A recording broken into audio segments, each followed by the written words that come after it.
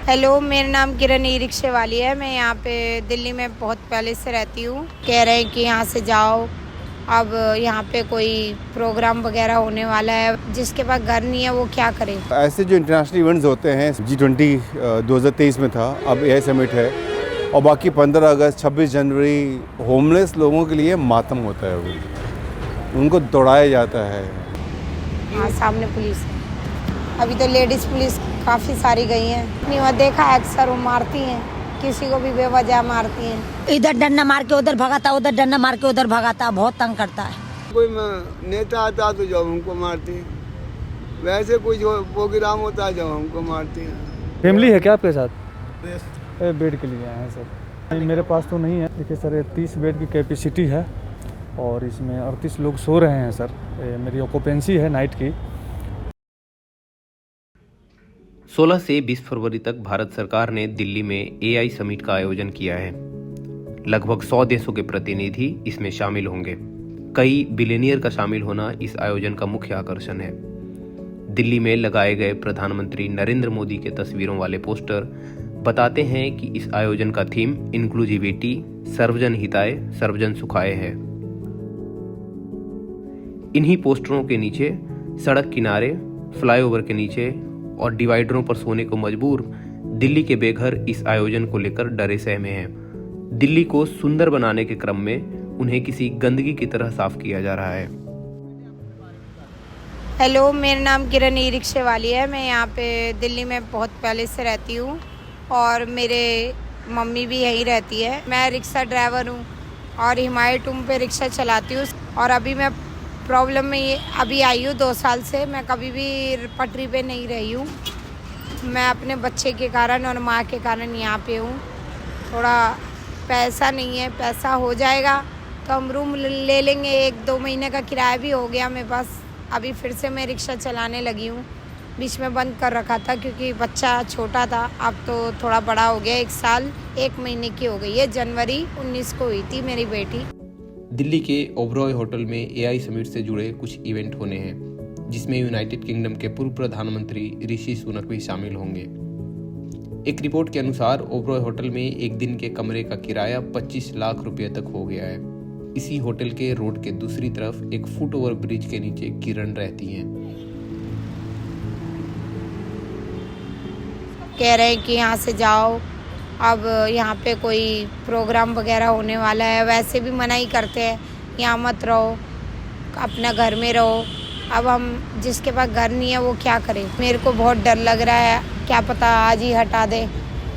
वैसे तो मैं कोशिश ये करूँगी सर, मुझे 1 महीने का टाइम दो या 10-15 दिन का तो टाइम दो, ताकि मैं किससे उधार वगैरह करूँ और जिसका रिक्शा चला रही हूँ उससे मांगने की कोशिश करूँ, ताकि 1 महीने के लिए एटलीस्ट अपनी मम्मी और बच्चे को रख सकूँ।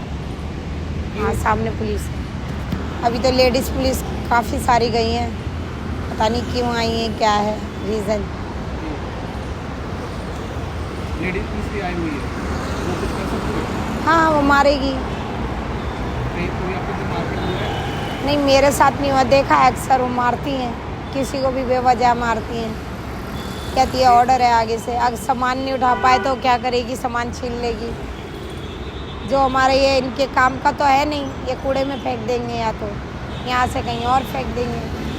ये गरीब की मजबूरी थोड़ी ना समझेंगे। बस ऊपर वाला इनको दिल दिमाग दे ताकि ये मेरी मदद करे, बस यही चाहती हूँ। सरकार अच्छी है, अपनी जगह सही है, लेकिन ये नहीं सोचती कि जिसकी मजबूरी हो कैसे रहेगा। सरकार के खिलाफ भी नहीं बोल सकते। अब रैन बसेरा बना है तो वहाँ पे दिक्कत ये है कि रैन बसेरे में रहने नहीं दिया जाता सही से। वहाँ पे परेशानी ये है कि वहाँ पे बहुत सारे लोग हैं और जो चोर लोग होते हैं वो भी रैन बसेरे में हैं। अगर आपको हटा दिया जाए, आज रात को मान लीजिए अगर आपको हटा दिया जाए, तो आप अपनी माँ और बच्चों के लिए कहाँ जाएंगे, कैसे जाएंगे? हाँ, वही तो मेरे समझ में नहीं आ रहा सर। यहाँ पे लगभग हम 3 साल से है। ये 3 साल में बहुत बार हटाया, बहुत बार भगाया। पुलिस वाला बोल रहा है कि 20 तारीख तक ये जगह यहाँ से सफाई कर देना। बिल्कुल गंदगी देखना नहीं चाहिए कि आपको यहाँ नहीं रहना है, यहाँ से और कोई ठिकाना बना लो। तो हमने बोला कि भाई हम कहाँ जाए, मैं अगर यहाँ से हट जाऊँ तो मेरे बच्चे का पेट कैसे पालूँ। मेरा कोई कमाने वाला नहीं है, मैं अकेली औरत होकर कबाड़ा मबाड़ा बिन के कैसे कैसे करके गुजारा करके बच्चे का पेट पालती हूँ। अगर मैं यहाँ से हट जाऊँ तो मेरे बच्चे का पेट कैसे पलेगा। बहुत परेशानी करता है, इधर डंडा मार के उधर भगाता, उधर डंडा मार के उधर भगाता, बहुत तंग करता है। वो उन्होंने बोला कि मतलब यहाँ पे कोई आने वाला है, कोई पार्टी उल्टी कुछ होना है। हमसे पूछा कि रैन बसेरा में जाओ, इधर रैन बसेरा है उधर जाओ। हमने बोला हम रैन बसेरा में नहीं जाएंगे। क्यों? हम अगर रैन बसेरा में जाएंगे, मैं कबाड़े बिनती हूँ, मेरे बच्चे हैं, मेरा कोई कमाने वाला नहीं है। यहाँ पे आते जाते लोग मेरे को कुछ दे के जाते हैं, खाना पीना पैसा वैसा कुछ, तो यहाँ पे मेरे बच्चे का पेट पल जाता है। और मेरे अगर रैन बसेरा में चली जाऊँ तो वहाँ मेरा बच्चे का पेट कैसे पलेगा, मेरे को वहाँ कौन देगा। नून रोटी खा के सो जाते हम, खा पी के सो जाते हम, तो हमें कोई परेशानी नहीं होना चाहिए। हम तो आप लोगों से भीख नहीं मांग रहे।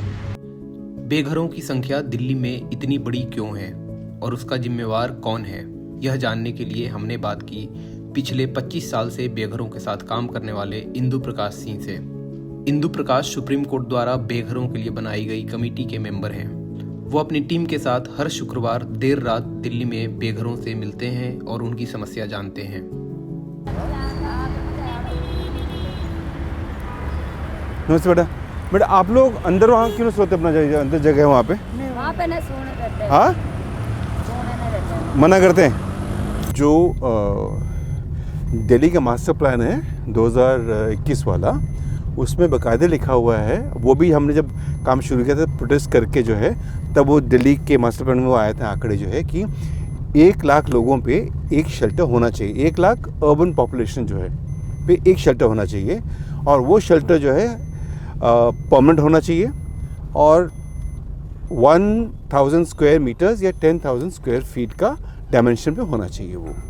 तो दिल्ली में आपके तकरीबन 184-190 के लगभग शेल्टर्स हैं, और संख्या में तो लगता है कि बहुत ज़्यादा है, लेकिन ये सारे शेल्टर्स जो है, तभी हम लोगों ने आंकड़े मांगे थे ड्यूसी से भाई कि आप बताइए कि वो शेल्टर्स का स्पेस क्या है।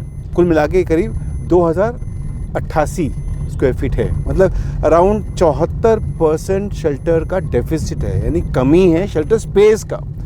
और जो NULM है, नेशनल अर्बन लाइवलीहुड मिशन जो है, उसके तहत ये बोला गया कि हर एक व्यक्ति को 50 स्क्वायर फीट का स्पेस होना चाहिए शेल्टर्स में। तो उसके अनुसार जो अभी का जो शेल्टर्स हैं दिल्ली में, उसमें आपको सारे शेल्टर मिला करके आपके 5000 या 6000 से ज़्यादा लोग नहीं सो सकते हैं। AI समिट एकमात्र मौका नहीं है जब बेघरों को उनके ठिकाने से हटाया जा रहा है। हर बड़े सरकारी उत्सव के दौरान ये सच्चाई छुपाने की कोशिश की जाती है कि दिल्ली में लाखों की संख्या में बेघर अभी भी हैं। कोई नेता आता तो जब हमको मारते हैं, वैसे कोई जो प्रोग्राम होता है जब हमको मारते हैं। ये क्या है, 20 तारीख तक यहाँ पे पार्क में नहीं दिखाई पड़ रहा, यहाँ पे जहाँ पे हम बैठे।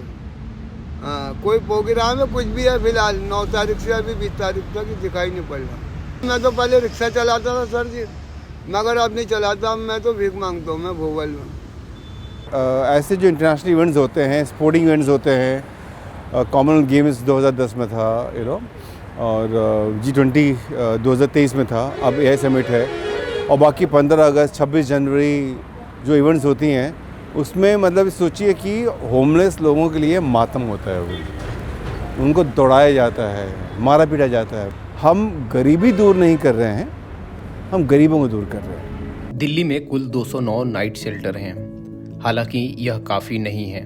इनमें से एक में जाकर हमने वहां के केयर टेकर से बात की और देखा कि लगभग जितने लोग नाइट शेल्टर के भीतर सो रहे थे, उससे ज़्यादा उसके अगल बगल सो रहे थे। फैमिली है क्या आपके साथ? तो चले जाइए 4 नंबर पे चले जाइए, वहाँ बेड खाली है। बेड के लिए आए हैं सर। नहीं, मेरे पास तो नहीं है, लेकिन 4 नंबर पे अपडेट मिली है कि वहाँ पे 4 बेड खाली है, तो मैं उनको कह रहा हूँ कि आप वहाँ चले जाइए। देखिए सर, 30 बेड की कैपेसिटी है और इसमें 38 लोग सो रहे हैं सर।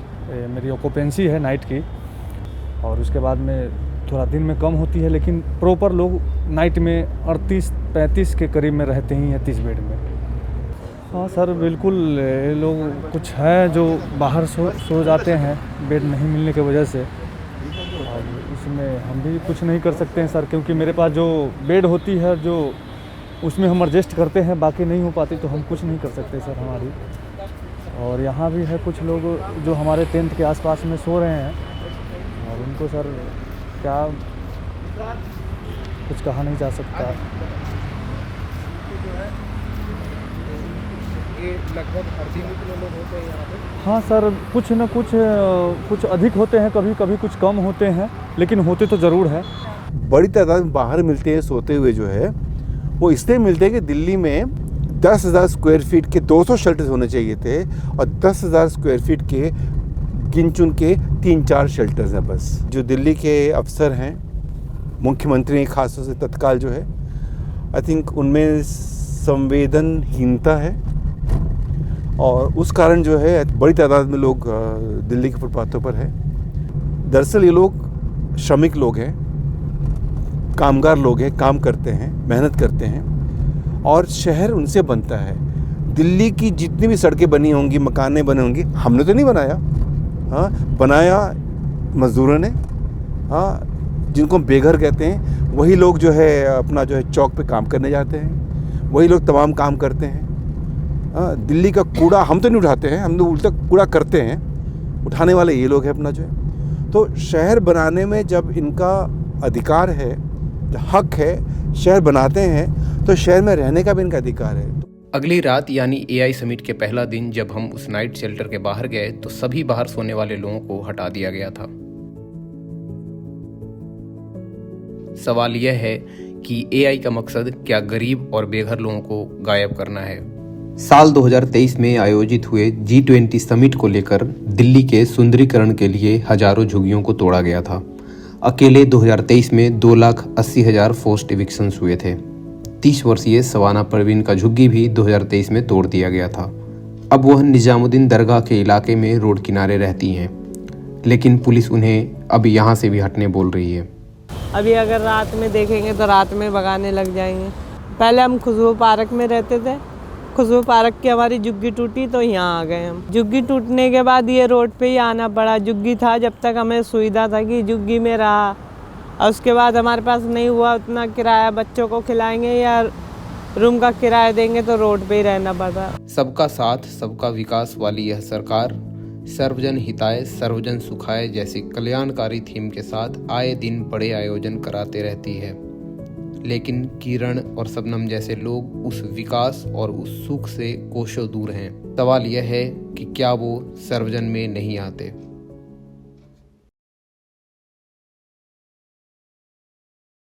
द वायर के और वीडियोस देखने के लिए सब्सक्राइब करें और बेल आइकन पर क्लिक करें।